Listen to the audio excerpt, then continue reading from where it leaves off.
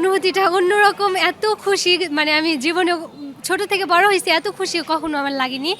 মানে অনেক দিন পর ভাইয়াকে কাছে পাবো, অন্যরকম একটা অনুভূতি কাজ করতেছে। তো চাচ্ছি মানে তাড়াতাড়ি ভাইয়া আমাদের কাছে চলে আসুক।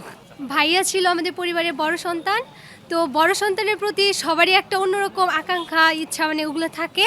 তো ভাইয়া এতদিন যে জেলে ছিল, আমাদের পরিবারটা মানে ভাইয়ার জন্য অনেক সাফার করছে।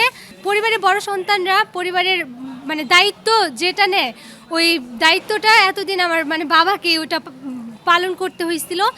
আর বাবারও বয়স হয়ে যাচ্ছিল।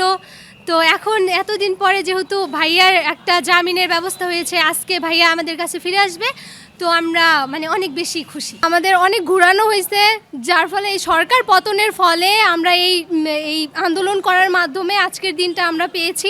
আমরা যদি তখন আন্দোলন না করতাম তাহলে আজকে আমাদের এই দিনটা আসতো না। আর এই জুলাই বিপ্লবের ফলে যে সরকার পতন হয়েছে, যার ফলে আমরা এখন আমাদের ভাইকে ফিরে পাচ্ছি, এটা অনেক বড় অবদান মানে ভাই আমাদের বিডিআর যারা আছে ওদের ফিরে পাওয়ার পিছনে।